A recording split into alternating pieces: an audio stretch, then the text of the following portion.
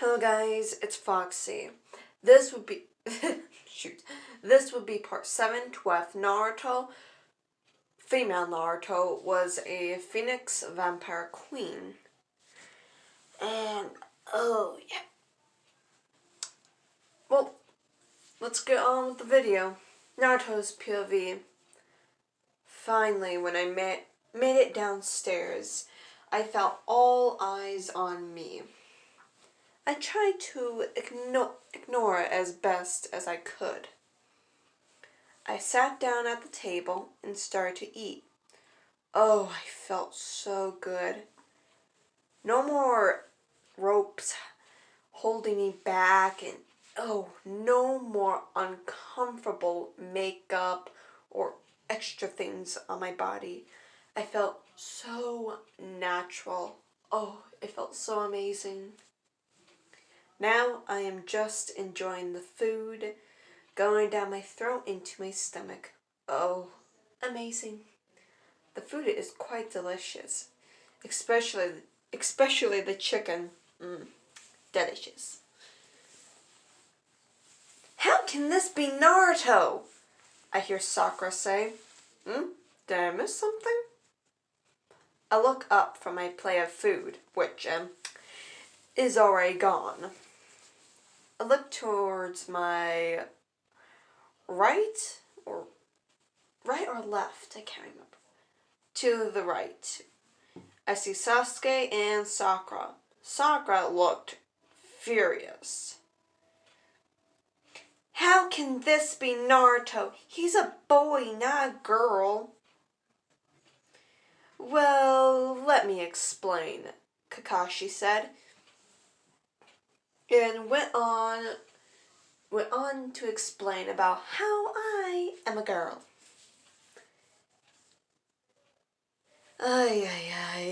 This is going to kill me, I thought, while filling my plate back up with food. Then I hear some kid whining. I look towards my left and see a kid. Inari, behave, Tazumi said. Okay, the kid is Inari. And guys, it's me, Foxy. The entire thing goes on like normal. Wait, no. Oh shoot. Everything goes normally in this. Where Inari tells them, you understand, everything went to canon up until where Gato came.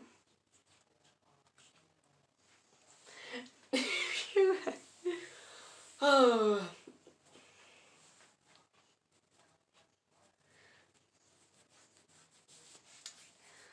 Okay, Naruto's POV.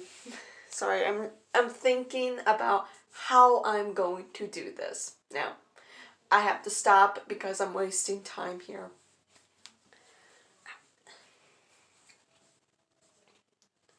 Naruto's POV. Sasuke was dead. Sakura was useless. Kakashi, he's good.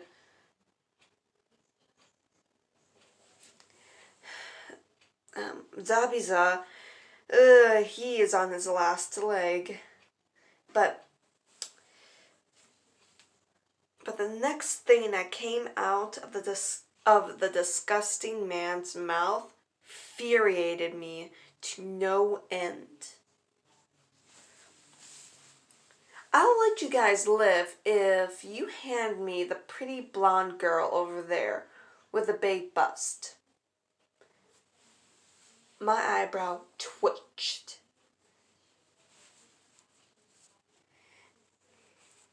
And I couldn't help but feel the anger building up inside of me. It was like the fire I felt back when I first transformed into my phoenix. I haven't transformed rarely. I don't. only 3 times in my entire life I've ever transformed. But this anger, it builds. It always builds. The fire of anger floods through my veins. I couldn't help but transform into my phoenix. I let out a mighty roar that shook the earth. I flapped my wings and soared across the sky. Burnt. The sky turned gray. Lightning started to strike the earth. Thunder boomed. The winds whooshed through the air. I circled Gato and his men. They screamed. Some tried to run. But I used my fire ability to encase them in fire. They couldn't jump, dig under the fire. They were stuck in the middle of it. I dove to the ground, my wings encased in fire.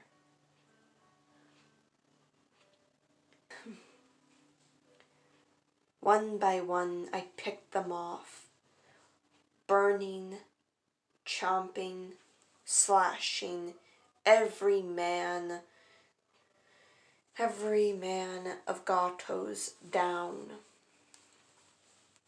But only after a while, Gato was left. He was shaking in pure fear. I landed on the ground, and I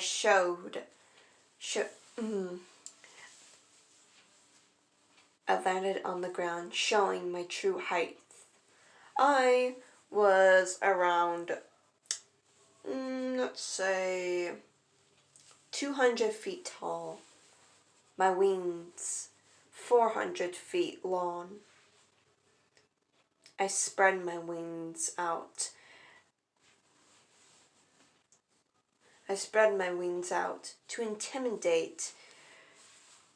To intimidate the midget before me. He shook even more in fear. He collapsed down on his knees, begging for mercy. I transformed back into my human form. I walked up towards him, holding out papers. "Sign these and I will not kill you," I said. He quickly grabbed them from my hand and started to sign the papers. What a stupid man. He didn't even read the papers. Ugh, why are men so stupid? After he was done signing, I took the papers away and sealed them in my arm. Then I grabbed Gato by his neck and started to walk across the bridge. I threw him to the ground in front of the villagers. "Have your fun with him," I said while walking away. "You said you wouldn't kill me." "Yes, I said I wouldn't kill you. I did not say I wouldn't let them kill you. You must pay attention to my words. Now, I gotta go and get what I deserve," I said while transforming back into my phoenix form, flying through the sky. My anger disappearing. Satisfaction overcame it. I was proud to show who I truly was, free to fly. I quickly make it to Gato's lair. I transformed back into my human form and pulled out a scythe. My old friend. The scythe itself was silver, but had rubies on the handle. It was quite a beauty. I walked inside. Minutes later, I was covered in blood. Gato's men proved to be a problem. Gato was not as stupid as I thought. He left a couple men here to guard the place and his treasures. I sniffed the air. Disgusting. The smell of alcohol, cigarettes, and stench of blood. Oh, so much blood. And manure. This place was so disgusting. I quickly walked through the halls, trying to find the keys. Finally, I did. I grabbed them and ran to where I thought I heard some sounds. I go down in the basement, seeing nothing. But I could hear them. They're on the other side of the wall. I looked for a door handle or something. Finally, there was a rock that was loose. I pulled it out. There was a key. You had to enter a key in there to unlock this mystery door. I flipped through all the keys. Finally, one that was made out of rock. I assumed that it would fit. I quickly pushed it into the key thing. I turned it to the right. The door unlocked. Oh, thank the heavens. But when I opened the door, the stench, oh, it was so strong. Of manure, sweat, and so much blood. I nearly passed out by the stench.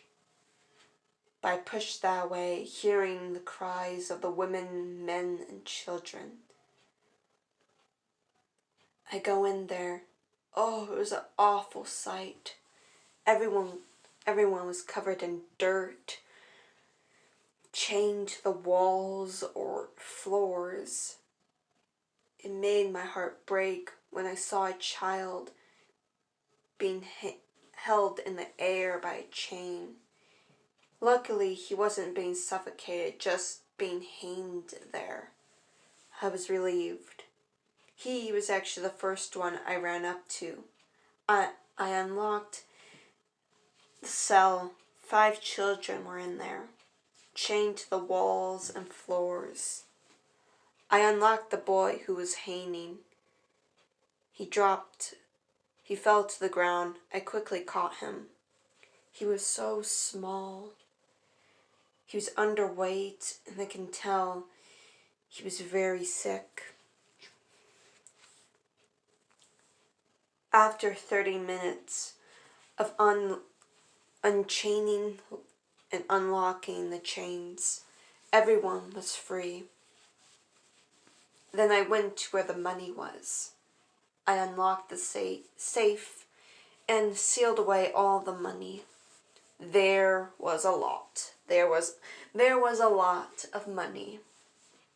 After I was done sealing everything away, I asked them if they wanted to go back to the village. They nodded vigorously.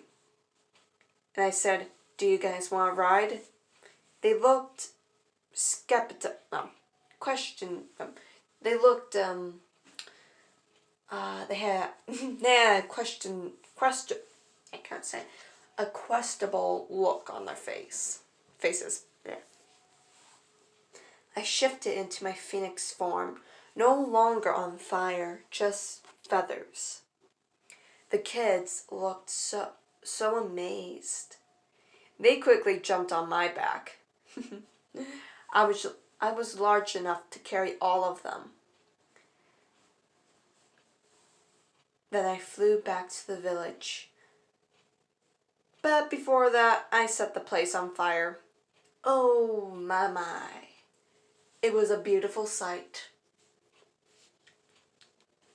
After a couple minutes, I make it back to the village. It was a happy reunion. the children back with their mothers or fathers, women and men home. It made my heart jump in my chest.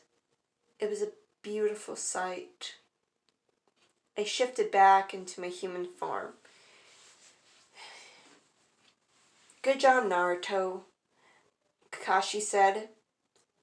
And I looked back to see if Sasuke was there. And to my surprise, he was there, but he was alive.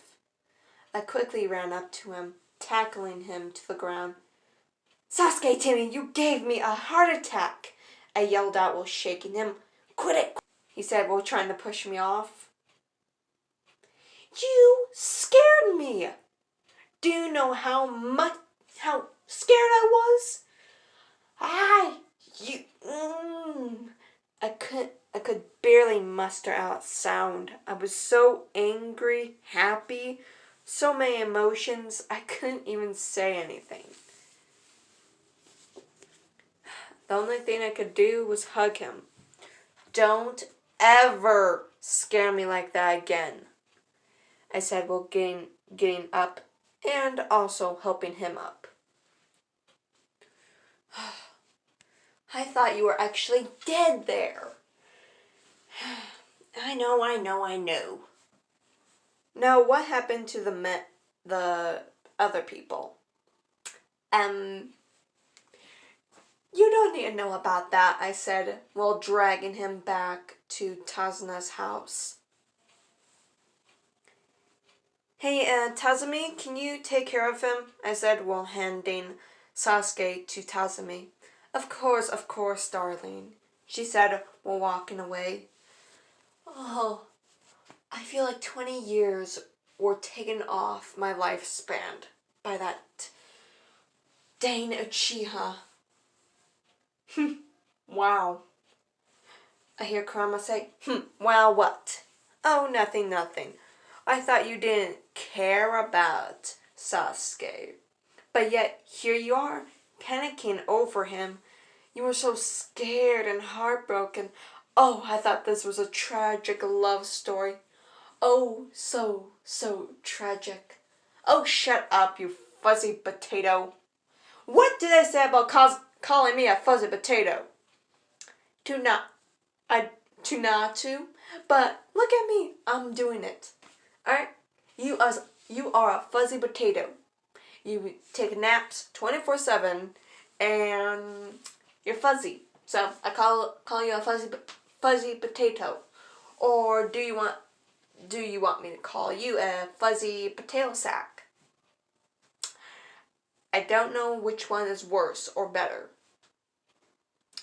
I'll go with potato, I hear Kurama say.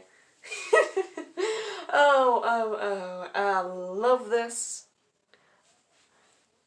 And guys, this will be the ending of part 7 to why if Naruto was a vampire phoenix queen. Love you. Bye-bye.